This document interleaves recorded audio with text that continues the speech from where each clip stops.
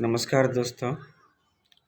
आज हम लोग प्राचीन भारत के पुनः कुछ नए ऑब्जेक्टिव्स को देखेंगे जो काफ़ी एग्ज़ामों में पूछे जाते हैं।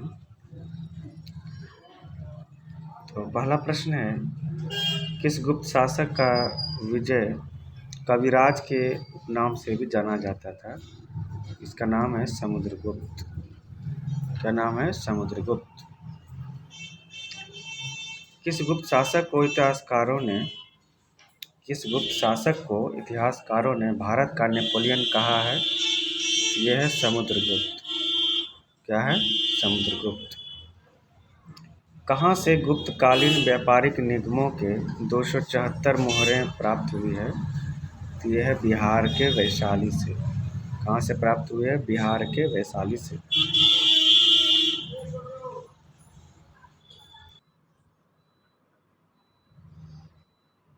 अगला प्रश्न है, चंद्रगुप्त द्वितीय का प्रधान सेनापति जो कि एक प्रकार का प्रकांड शैव विद्वान था, यानी कि शिव से संबंधित था, तो ये कौन सा है? वीरसेन।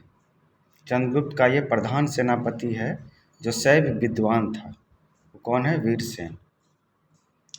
नेक्स्ट है, महात्मा बुद्ध की गुप्तकालीन 5 से 7 फीट ऊंची ताम्र मूर्ति कहाँ से मिली थी? ये बिहार के नालंदा से। कहाँ से मिली है? बिहार के नालंदा से। नीति शतक, श्रृंगार शतक तथा वैराग्य शतक किस गुप्तकालीन कवि की रचनाएं हैं? भर्तृहरि। किसकी रचनाएं हैं? भर्तृहरि। गुप्त वंश का अंतिम प्रतापी शासक कौन था? स्कंदगुप्त। कौन था? स्कंदगुप्त। किस गुप्त शासक का शासनकाल स्वर्ण युग के नाम से जाना जाता है? तो चंद्रगुप्त द्वितीय। चंद्रगुप्त द्वितीय।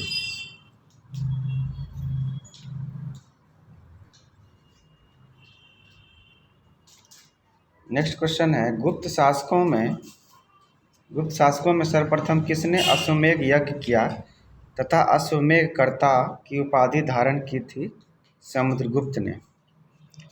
पुष्य भूमि या वर्धन वंश की स्थापना किसने तथा कहाँ की है? यह है पुष्यभूति थानेश्वर। हर्षवर्धन कब और कितने वर्ष की आयु में गद्दी पर बैठा? 16 वर्ष पर बैठा था, 16 वर्ष की आयु में, और 606 ईस्वी में। हर्षवर्धन की पहली राजधानी कहाँ थी? तो थानेश्वर। कहाँ थी? थानेश्वर। कन्नौज का संरक्षण बनने के बाद हर्षवर्धन ने अपनी राजधानी कहाँ स्थापित की? कन्नौज।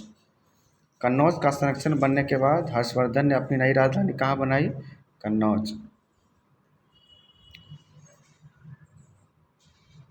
हर्षवर्धन अपने समकालीन किस शक्तिशाली शासक से पराजित हुआ था? यह है पुलकेशिन द्वितीय। किससे हुआ था? पुलकेशिन द्वितीय। हर्षवर्धन की मृत्यु किस ईस्वी में हुई थी? तो 647 ईस्वी में। हर्षवर्धन के शासनकाल में भारत आने वाला चीनी यात्री कौन था? वैनसांग। ये बहुत इंपॉर्टेंट क्वेश्चन है, ये बहुत बार पूछा गया है, इसे ध्यान से देखेंगे। हर्षवर्धन के शासनकाल में भारत आने वाले चीनी यात्री कौन थे? तो वैनसांग। हर्ष संवत कब प्रारंभ हुआ था? तो 606 ईस्वी में। कब आरंभ हुआ था? 606 में। हर्षवर्धन प्रारंभ में किस धर्म का उपासक था? तो शैव। हर्षवर्धन ने कब और कहाँ प्रथम धर्मसभा का आयोजन किया था? तो कन्नौज में किया था और फरवरी 643 ईस्वी में किया था। नेक्स्ट क्वेश्चन की ओर बढ़ते हैं। हर्षवर्धन के शासनकाल में भारत आने वाला चीनी यात्री हिंगश्वान ने बौद्ध धर्म का अध्ययन कहाँ से किया था? यह है नालंदा विश्वविद्यालय। बिहार के नालंदा विश्वविद्यालय से उन्होंने धर्म का ज्ञान अध्ययन किया था। ये बहुत इंपॉर्टेंट क्वेश्चन है। हर्षवर्धन के शासनकाल में भारत आने वाले चीनी यात्री वेंगसांग ने बौद्ध धर्म का अध्ययन कहाँ से किया था? तो नालंदा विश्वविद्यालय। वातापी चालुक्य वंश का संस्थापक कौन था? तो जयसिंह। वातापी के चालुक्य वंश की राजधानी कहाँ थी? वातापी। वातापी वर्तमान में भारत के किस राज्य और किस जिले में स्थित है? ये है कर्नाटक के बीजापुर में। कहाँ स्थित है? कर्नाटक के बीजापुर में। जयसिंह के बाद वातापी के चालुक्य वंश की सबसे महत्वपूर्ण शासक कौन था? तो पुलकेशिन द्वितीय। वातापी के चालुक्य वंश का अंतिम शासक कौन था? तो कीर्तिवर्मन द्वितीय। कौन सा बना? कीर्तिवर्मन द्वितीय। नेक्स्ट प्रश्न की ओर बढ़ते हैं। वातापी के किस चालुक्य शासक को दक्षिणापाथेश्वर कहा जाता है? तो ये पुलकेशिन द्वितीय को कहा जाता है। किसे कहा जाता है? पुलकेशिन द्वितीय। वेंगी के चालुक्य वंश की स्थापना किसने कब और वातापी के किस चालुक्य शासक के शासनकाल में की थी? तो विष्णुवर्धन। और ये किया था 615 ईस्वी में। कौन किया था? पुलकेशिन द्वितीय के शासनकाल में। अगले प्रश्न की ओर बढ़ते हैं।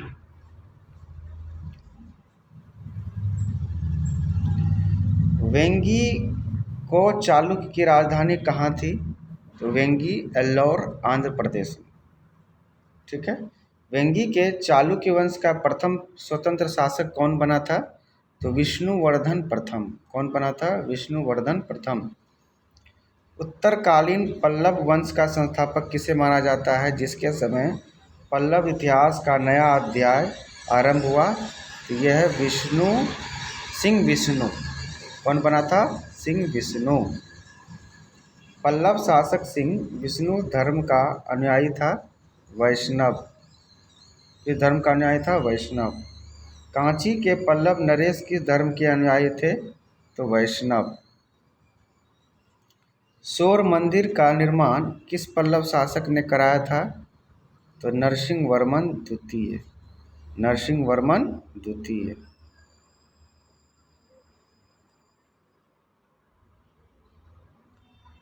कांची के मुक्तेश्वर मंदिर का निर्माण किस पल्लव शासक ने कराया था? तो नंदीवर्मन द्वितीय। नंदीवर्मन द्वितीय। पल्लवों ने मुख्य रूप से किस भाषा के साहित्य को प्रोत्साहन दिया? तो ये संस्कृत। महेंद्रवर्मन प्रथम के संगीत गुरु कौन थे? रुद्राचार्य। कौन थे? रुद्राचार्य। राष्ट्रकूटों की राजधानी कहाँ थी? तो मान्यखेत। कहाँ है ये? महाराष्ट्र में। राष्ट्रकूटों की राजधानी मान्यखेत, ये कहाँ है? महाराष्ट्र में। राष्ट्रकूट वंश की स्थापना किसने तथा किससे परास्त कर दी थी? तो दंती दुर्ग कीर्तिवर्मन द्वितीय ने परास्त कर दी थी। राष्ट्रकूटों की धार्मिक सहिष्णुता का प्रतीक क्या है? एलोरा का गुफा मंदिर। क्या है? एलोरा का गुफा मंदिर। एलोरा के कुल 34 गुफाओं का संबंध किस धर्म से है? हिंदू, बौद्ध और जैन। किस धर्म से है? हिंदू, बौद्ध और जैन धर्म। एलोरा के 34 गुफाओं में अधिकांश संबंध किस धर्म से है? हिंदू। देखिए, यदि किन किन धर्मों से हैं तो ये हो गया हिंदू, बौद्ध और जैन। अधिकांश किस धर्म से संबंधित है एलोरा के 34 गुफाओं में? तो ये हो गया हिंदू धर्म। एलोरा में स्थित राष्ट्रकूटकालीन मंदिर जो मंजिला ब्राह्मण मंदिर का एकमात्र उदाहरण है, ये कौन सा है? दशावतार मंदिर। कौन सा है? दशावतार मंदिर। एलोरा के दशावतार मंदिर रावण का खाई मंदिर का निर्माण किसने करवाया था? तो दंती दुर्ग ने। किसने करवाया था? दंती दुर्ग ने। राष्ट्रकूट वंश की सबसे शक्तिशाली शासक जिसका शासनकाल राष्ट्रकूट शक्ति का चरमोत्कर्ष पर पहुंच गया, यह माना जाता है गोविंद तृतीय। किसके शासनकाल में? जिसका शासनकाल था चरमोत्कर्ष? तो गोविंद तृतीय। अगला क्वेश्चन है, राष्ट्रकूट वंश का अंतिम शासक कौन था? कर्क द्वितीय। किसने अंतिम राष्ट्रकूट शासक कर्क द्वितीय को अपदस्थ कर कल्याणी के चालुक्य वंश की स्थापना की? यानी किसको हटा करके, पराजित करके चालुक्य वंश की स्थापना की थी? तो तैलप द्वितीय। तैलप द्वितीय।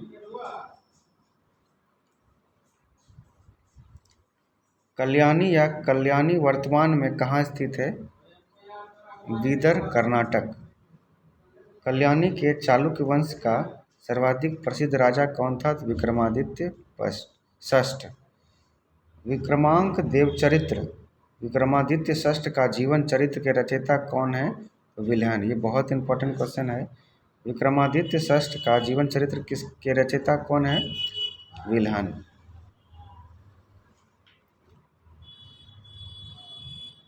किस विद्वान ने याज्ञवल्क्य स्मृति पर मिताक्षरा, जो कि एक हिंदू परिवार संहिता है, के नाम से टीका लिखी थी? तो विज्ञानेश्वर।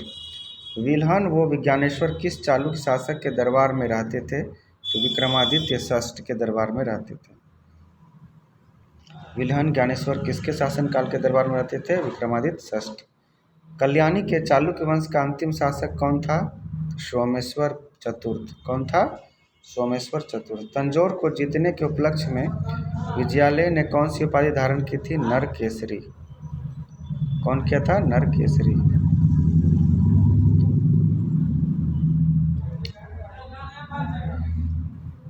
अंतिम क्वेश्चन है, विजयालय का उत्तराधिकारी जो चोलों का प्रथम स्वतंत्र शासक बना? आदित्य प्रथम। कौन बना? आदित्य प्रथम। तो आशा करता हूँ कि आप लोगों को हमारा ये ऑब्जेक्टिव प्रश्नोत्तर बहुत ही अच्छा लगा होगा और काफ़ी समझ में भी आया होगा, क्योंकि ऑब्जेक्टिव क्वेश्चन आसानी से याद हो जाते हैं और इसे दो से तीन बार सिर्फ देखने से, रिवीजन करने से ये आसानी से याद भी हो जाते हैं। और ज़्यादा से ज़्यादा लोगों में यह शेयर करें। धन्यवाद।